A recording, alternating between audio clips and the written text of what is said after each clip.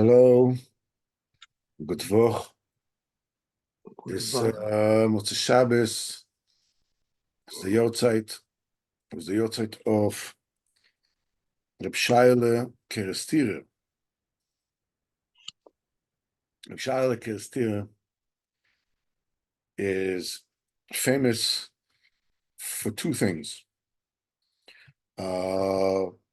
First is the fact that he used to be such a Baal Chesed. They say he had a pot, big pot, on the fire in his house all the time, and it miraculously had food nonstop. No matter how many people came, how many people ate, there was still more food in there. Until today, the Masera of Reb Shaile Kerestire, continues with his offsprings. The Indian is to feed anybody who's hungry, anybody that needs it, and it so happens that besides that, I mean, when there were there's demonstrations over here, and for some reason those demonstrators decided that the Haredim were guilty, with the same kind of logic as the Columbia University, pro-terror demonstrators decided that Israel is guilty. So they decided the Haredim are guilty. And they never make the connection, like what they think about Haredim is the going think on them. This is like, what? Okay. Anyhow, so they came to Bnei Brak, with the protest, and so the organization of the children of Shaila Kerestire welcomed the demonstrators with places to eat cholent and kigel and free drinks and candies, and so as you can imagine, a big fight it was not. That's what Shlomo HaMelech said. If your enemy is hungry, feed him bread, feed him. So this is what they did, and this is what they still do. The second thing that Reb Shaile Kerestire is famous for is that, and there is a photograph of Reb Shaile Kerestire, and even the photograph of Shaile Kerestire alone is a sgula. You have it in your house. There are no mice. Mice do not come to a house where there's a picture of Reb Shaile Kerestire. Comes the question,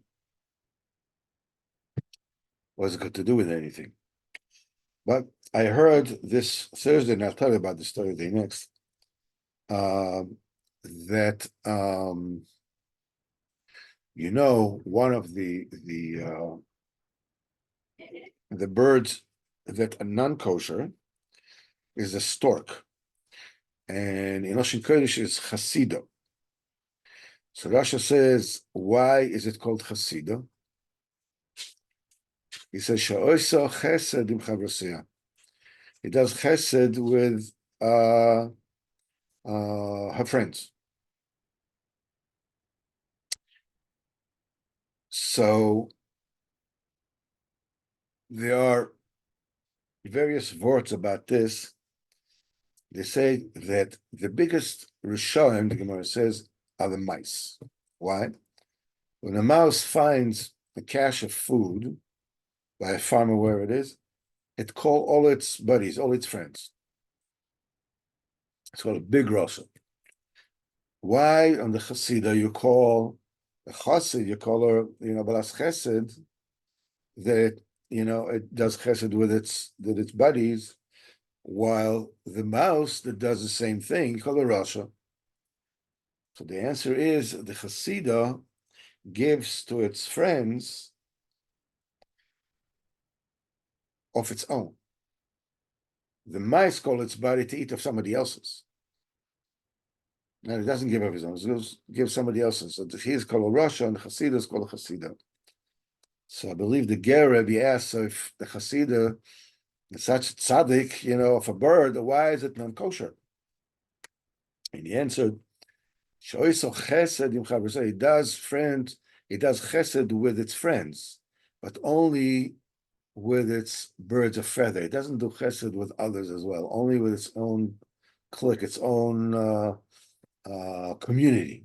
It doesn't do chesed with other people. Okay, so this is schusat again. The leino, it's kerestir today is Talpius, and people are going to kerestir for ask all kinds of miracles and fantastic things. Baruch Hashem. Schusat again. Aleva Kol Yisrael. Let's take B'ezrat Hashem a look at the Torah of Baal Shem. The sipurey Baal Shem Tov. Shabbos. Pashas Kedoshim. The Baal Shem HaKadosh obviously was known for his Avos Yisrael. He asked one of the Talmidim one Friday to go and look for a guest for Shabbos. So they went, they're looking for a guest, but they couldn't find. So the Baal Shem Tov did not give up, and says, you have to find a guest for Shabbos. Well, time passes by, Shabbos is coming, and the Talmidim don't find anybody. So the Talmidim keep on looking. They're going outside of Meshbosh, and they're waiting at the crossroads. And suddenly they see a Jewish passerby with a big sack on his shoulder, the way it used to be in those days. And he asked him if he is willing to be the guest by the Baal Shem Tov. The person was like, wow. What a gewaltige schos, what a miracle to him, schos. Not only that he didn't have a way to stay for Shabbos, he was going to stay by the Baal Shem Tov, the guest of Baal Shem Tov. So he got there, Baal Shem Tov received him, said upon him Yafas, with Simcha. The first, couple of Sudas went tremendous Simcha and Torah. Well, it came to Shalosh. All the Chavaya Kadisha came together for the Suda Shalosh. The Baal Shem Tov was singing Nigunim. And in the middle of the Suda, Baal Shem Tov asked for each one of his Talmidim, the Talmud that sits next to his right, to start saying some Divrei Torah. And then he asked that each one of his Talmidim, in an order of sitting, each one will say Divrei Torah. The Divrei Torah of the Talmid Baal Shem. Come on, it's like totally unbelievable. Everybody was like in seventh heaven. Then it came the turn of the guest who was sitting to the left of Baal Shem Tov. So Baal Shem Tov, with a great Vamkeit, warmly, and he says, okay, Rabbi, open up your mouth, say something, lichtig. The guest was very shy, and he said he doesn't know what to say. Shem Tov said, no, maybe something short. So the guest said, to be totally honest, I'm not a learner, I don't know how to learn. So the Baal Shem Tov said, maybe one Mishnah, maybe one Pasuk. He said, I don't know any Mishnah, I don't even know Pasuk. He says, maybe a story that you learned in Cheder. So when the guest said the word story, he says, I can tell you a story of what happened to you. Would you like to hear? Baal Shem Tov said, yep, of course, we want to hear it. So he says, yeah, Friday, when you met me in the street, he says, I was just released from the incarceration of one of the landowners. He says, I was in that jail for a whole year. It was so scary, you cannot believe it. And I would hear voices coming from the ground, and it wasn't even human voices. I thought maybe they were like demons. So the last week, I gathered my courage, and I put my bent over the ground, and I said, "Do you hear me?" And I was stunned that I heard a voice coming out from the earth. Because yeah, we hear you. So he asked them, "What are you? Are you people? Are you demons?" They said that they were demons. So they asked him, what's your minig all the days of the week to cry? And when Shabbos comes, you're laughing. So the demon says, we are receiving our life force from one chassid. This chassid is a big tzaddik. He would fast all week long. He would mamish live without eating and without drinking. Only when Lil Shabbos would come around, supposed to break his fast, but because the fasting of this Jew, his stomach is shrunk. He can't eat, rich food of meat and fish. So he is mekadosh on wine, and immediately his wife gives him a glass of milk. People used to fast like this, usually prepare themselves milk. And then half an hour later, he was able to eat his Shabbos Suda, flesh and meat and whatnot.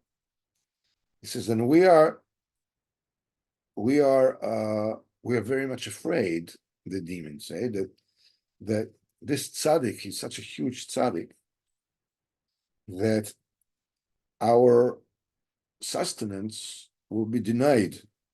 So that's why we cry a week.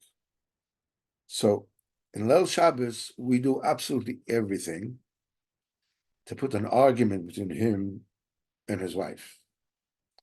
This is what they call Erev Shabbos blues. And each time that his wife gives him the glass of milk, we're doing everything we can that a little bit of the milk will be spilled. So he will become angry, and they'll start arguing when the milk is spilled. And he's screaming at his wife. He says, I'm fasting all week long, and you are spilling part of the milk that I'm supposed to drink. And since every week she spills milk, he screams at her and he threatens her that if the milk will be spilled again, he's going to go with her with a rope,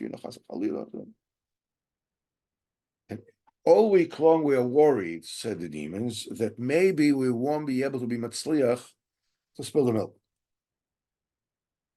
Then Shabbos comes, and again he's angry with her.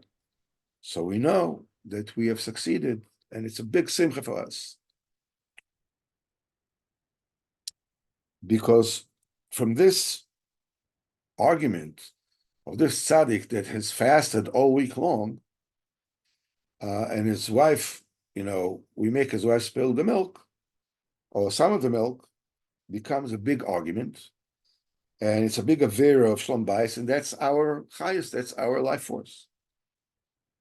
So I heard the words of these demons, and I said, why last week I heard you crying with unbelievable force, and Leil Shabbos, you laughed with, more than ever before.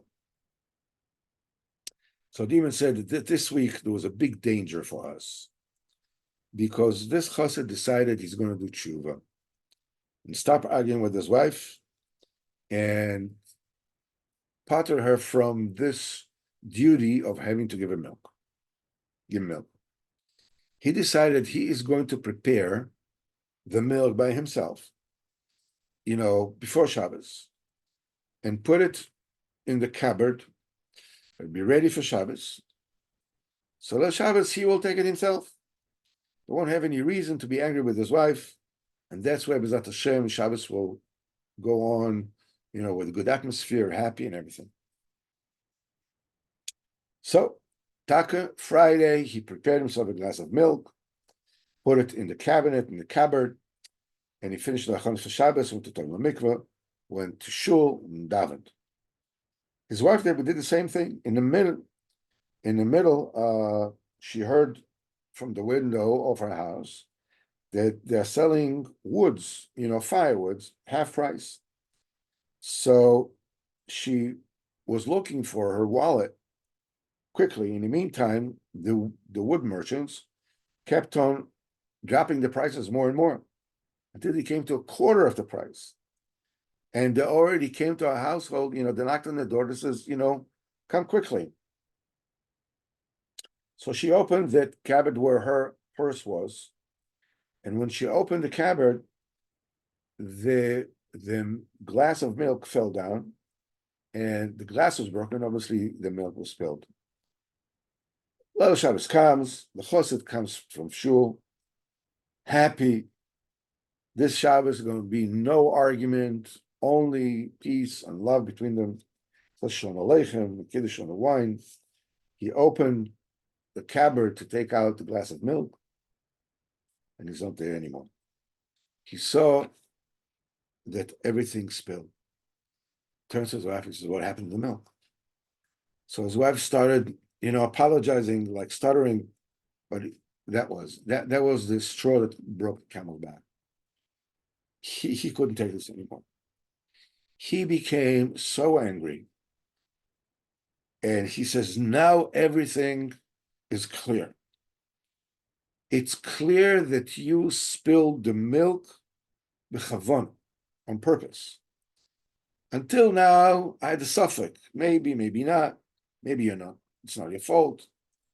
Now, I understand it was always your fault.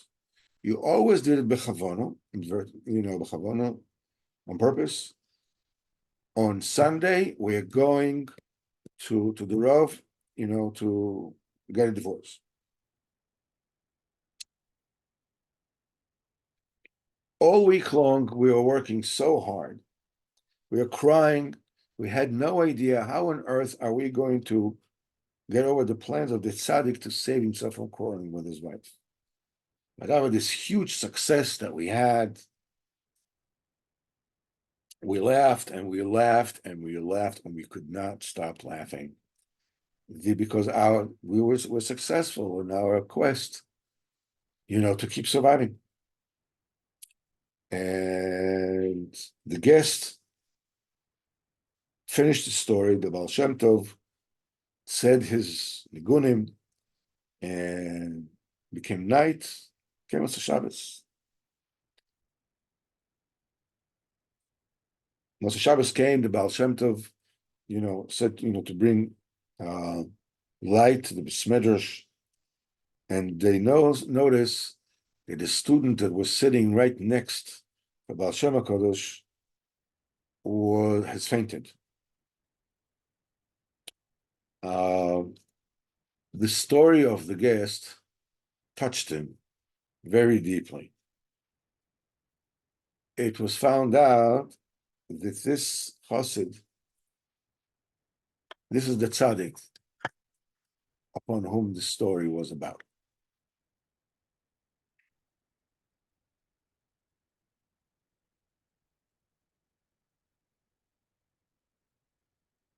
To speak about Shlom Bayis, everybody knows, everybody realizes, what's needed and how much chizuk people need, be mechazik and Shlom Bayis and so forth and so on.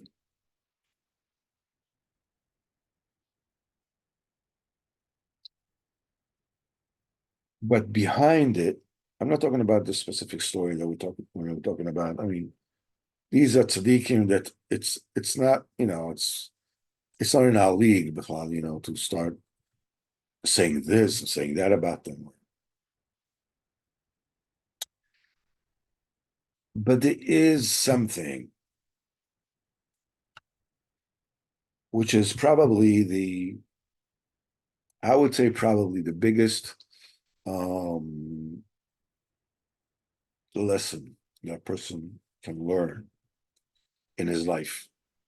And one of them, obviously. And the earlier that the person can learn this, the better off his life will be. And that lesson is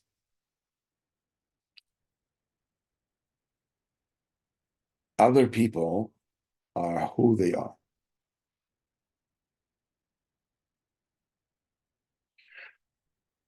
And once I'll explain what it is that I mean by that. And when you get into the habit of understanding that other people who they are, and they have their own limitations. And whenever it is they do something that comes out badly, or does or rubs you the wrong way, or whatever,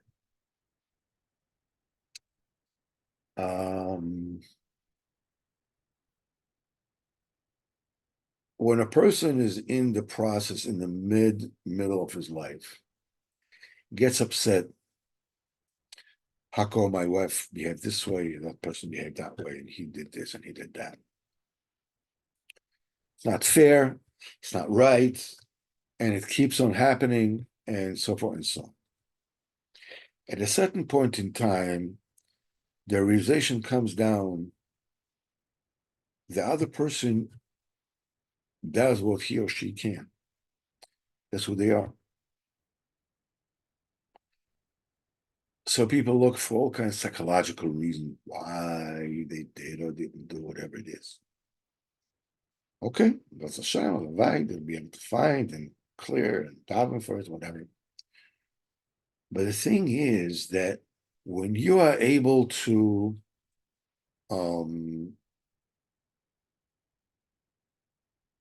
sort of like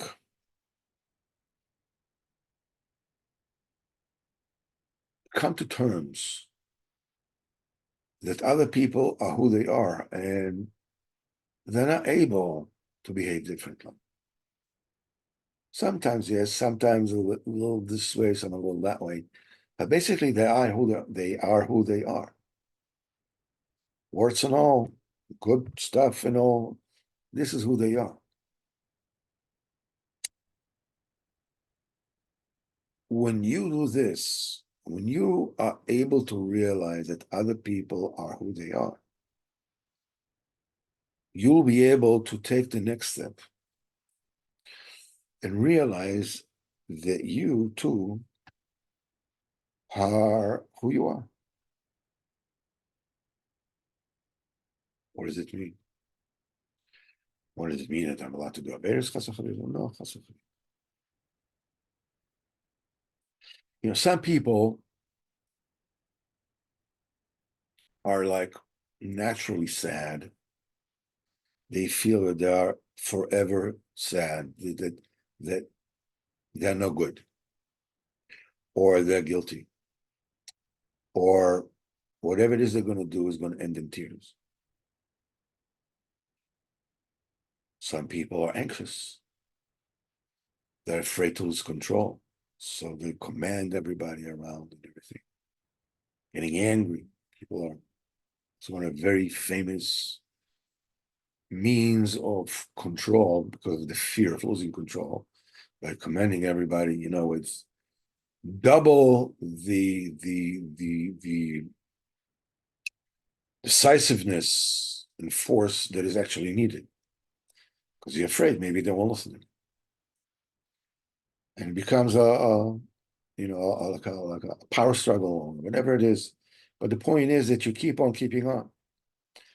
Then you look for how do I mitigate that? What do I do? And you find yourself doing the same thing all over and over and over again.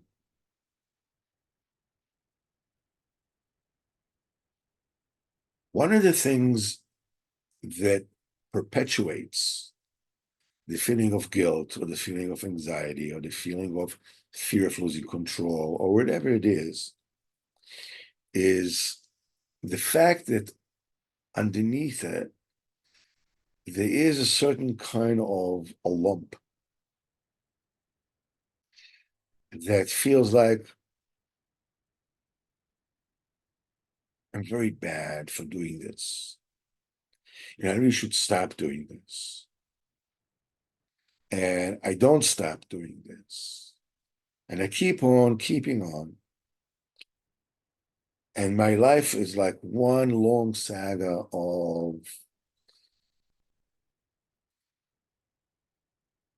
not making it.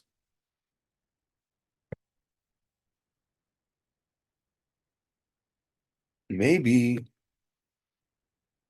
you were always anxious. And it's not even because of things that happened to you, but the things, the experiences that happened to you throughout life just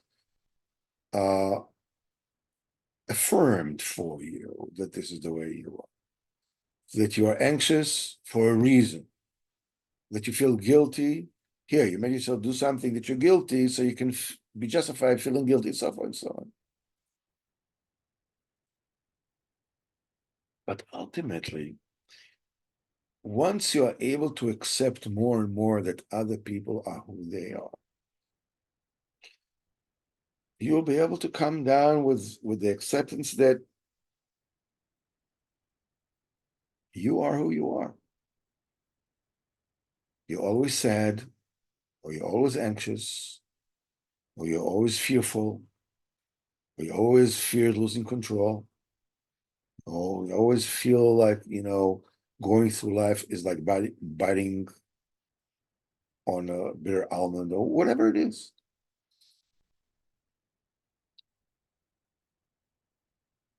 It's okay.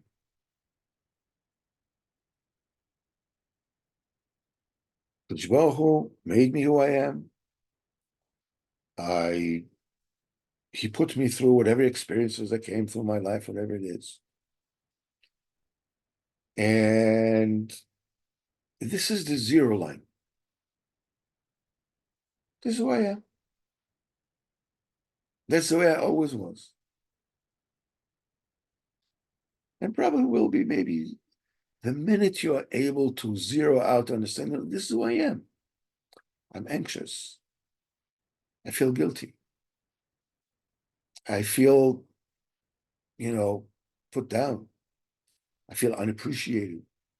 I feel that I'm afraid of losing control, or whatever it is. Okay. It's not a good thing. And it's not a good, bad thing. It's what it is. And it puts me in a position therefore, to make a decision on how am I going to react? How am I going to do whatever it is that I need to do? Whatever it is, my interactions with other people. And you'll discover something pretty astonishing.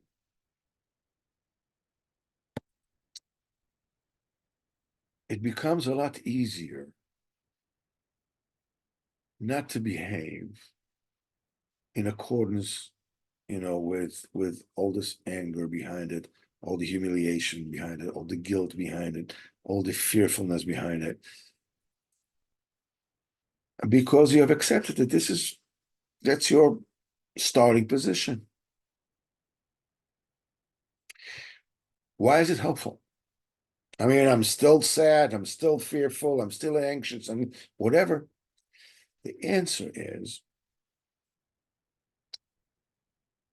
all the instances in my life, let's say I'm a person who feels guilty, naturally guilty. I don't have to do anything in order to feel guilty. I have to look for something just to justify me feeling guilty. Some people are like that.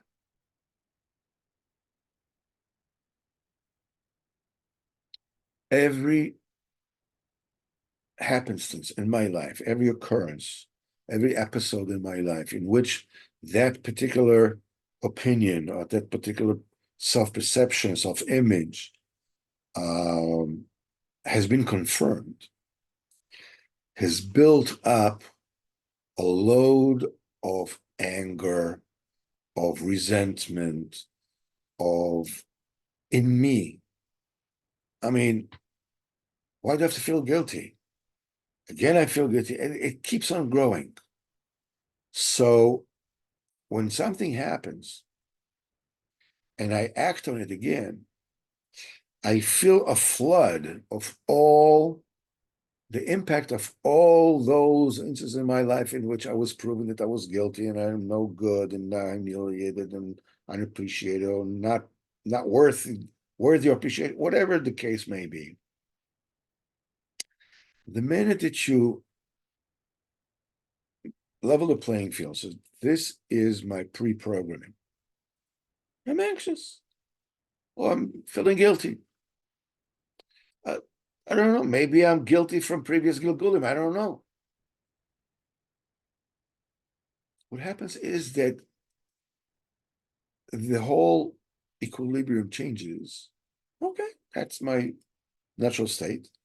I have an Nisayan, and I don't behave according to it. Because it's okay for me to be the way I am, because I am who I am. I think this is probably the biggest gift of aging, of knowing that you are who you are, and that's it. You're sort of like a person many times passes his life totally convinced that I can't be like this. I can't behave like this. I just keep on, I can't keep on going like this. It's who you are. What about my wife? She's irritating and she's this and she's that. That's who she is. And this friend of mine, it's just impossible. Everything by him, that's who he is. And this one has this good midah, or that bad midah, or this child, or this father, or this uncle, or this, that, whatever it is, or this business partner, whatever. That's who he is.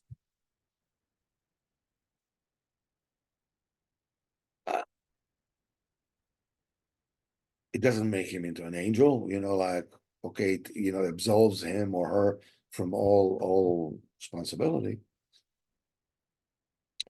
But you also understand that their choices, their spectrum of choices is limited. They can really suddenly become something they're not. A lot of fillers should go on that.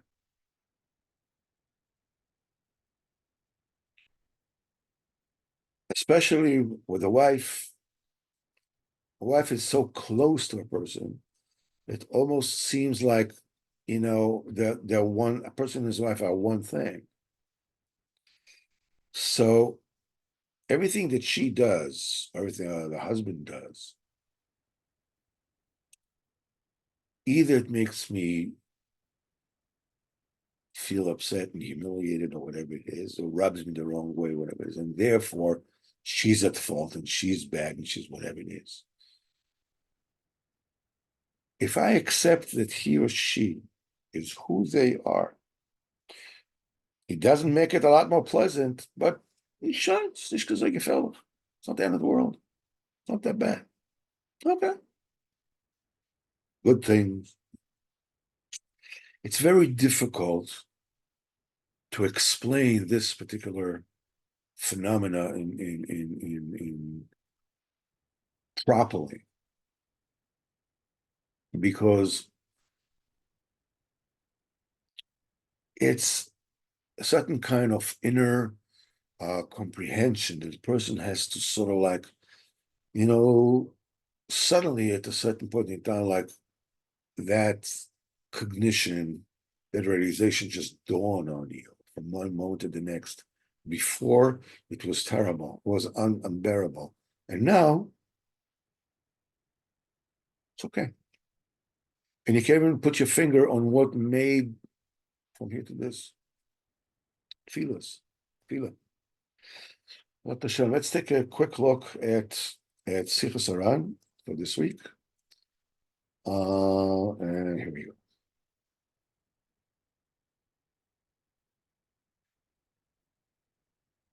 First of all, the first thing is Sicha 241. Nosson writes, I heard when the Rebbe's name was very makpid on the Melamdim and the Melamdim that learn in other cities outside of their house. And he called them, a very derogatory name. And he said the Melamed that learns outside of his, in those days, you couldn't travel, back and forth. Anybody who learned far away, they would stay there like for half a year or they would come home. And it says he is like Shifra Knanis. It's like a Goisha maiden servant, maiden slave.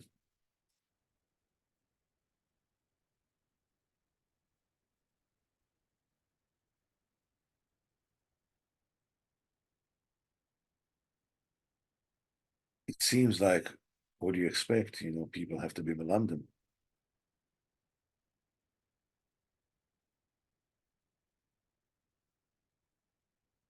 But the point is that,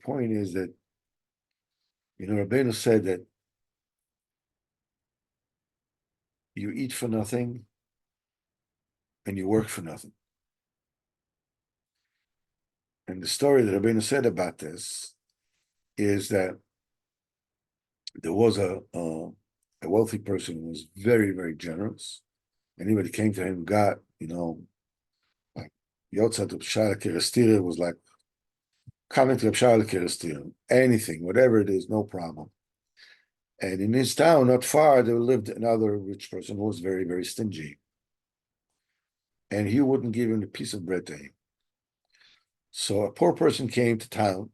He heard about this generous man, and he went to the wealthy person, but he went to the wrong one. He went to the stingy one, and he told him, I heard about you, you're so generous, you're so this, you're so that.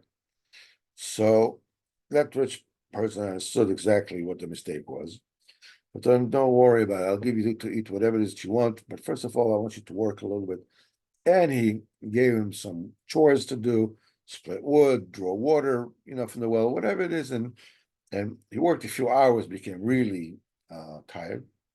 Then he showed him just another house and he says, go there and tell him what you want to eat. They'll give you what to eat, no problem. God said, there are no problems. Each person, working one house and, feeding the people in another house, of course. And he went to this other house, and sure enough, he was accepted, very graciously. They gave him to eat, wonderful food. And he went like, wow. He said, I worked hard, but it was worth it. It was sure worth it. So that was the house of the generous rich man. So this rich man, this generous man says, what do you mean it was worth it?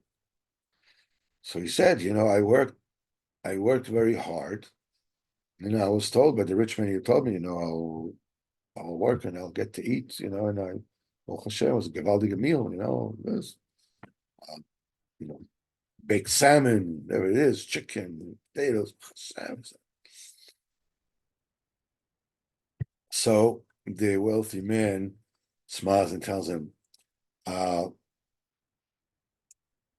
you worked for nothing and you're eating for free. The place where you work, you didn't eat. The place that you ate, you did not work. That's the situation of a person in this world. So what's the reason the person needs to work?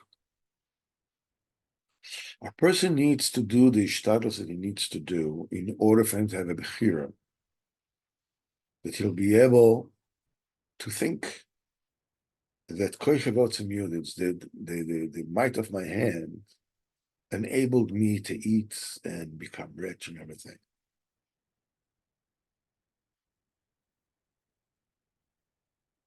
Commensurately with the level of your emunah and bitochen, the less you have to do.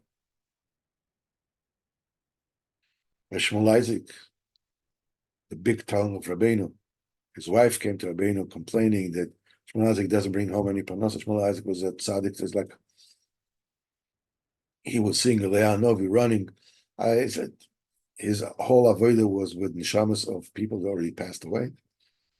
So when his wife came to Rabbeinu, complaining he doesn't bring a parnasa to the house.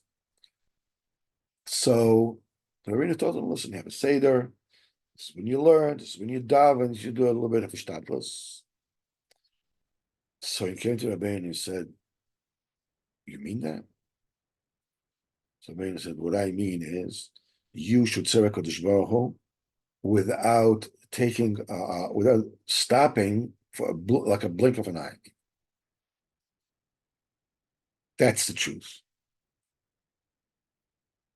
Mishmulazik said about himself, if he were to know that he's going to say Krishma today with the same kind of Isaiah he said it yesterday, he'd rather, they should cut his head off. I told Reb Nosson about it, says the Shmuel Isaac, the Rebbe, led him on a way which is like the edge, like the very cutting edge of a knife. Says by us, the Rebbe leads us in a way that if you don't manage to daven in Kippur, at least we daven the day after.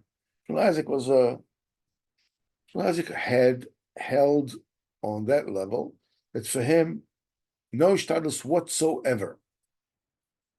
Rebbe Nosson as well. And the Rebbe wanted, made Rebbe Nosson the mamshich, the one that led his way after him, and Rebbe Nosson made the Rebbe Nachman from Tulchin the one who led people after him. Why? Because both Rebbe Nosson and Rebbe Nachman Tulchin and the rest of us that led each of the generation were people that were on a level that they didn't do anything, any shtadlus for panos, nothing.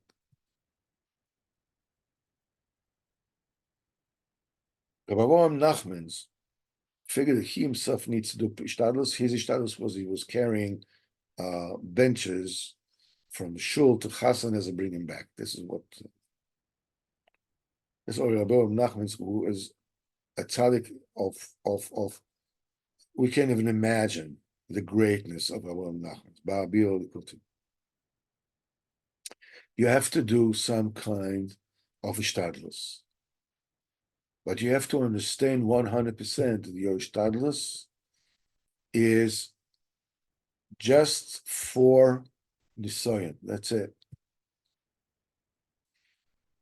You're working for nothing, because it's not your work that brings the food. And you're eating for nothing. Shamayim, they feed you no matter what. So enslaving yourself to do unbelievable ishtadlus in order to become rich or become whatever the panasa is slavery. It's pushed slavery. What they say about the I think it was I don't know if it was the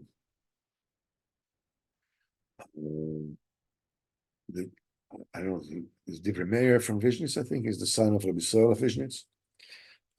Somebody, one of his Hasidim, wrote him a letter that said there's all these worries of Parnos and what's going to be and how it's going to be and so forth and so on. And he wrote him back a letter. And he said, you have to do ishtadlus. He says, because the way that the truth is that really you should not do anything for ishtadlus, for parnasa.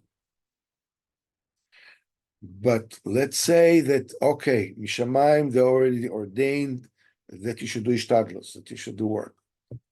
So they allowed you to make ishtadlus. They allowed you to make ishtadlus. But a worry, who allowed you? What permission do you have to worry?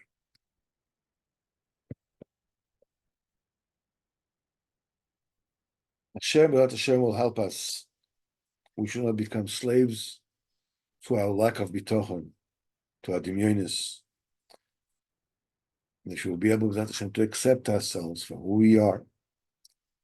And Bezat Hashem, start again. Start to be a Jew all over again. New tefillos, new mitzvahs, B'ezrat Hashem, renewal, B'ezrat Hashem. B'ezrat Hashem will have a great summer, because B'ezrat Hashem should give us Yeshuas, V'nechames, and great success, Begashmis, Beruchnis. B'ezrat Hashem will defeat all our enemies before us, Begashmis, Beruchnis, from without, from within. B'ezrat Hashem will be able to see, Bias Mashiach Tzidkenu, B'ezrat Hashem, B'ko B'yameinu Mamish. Amen.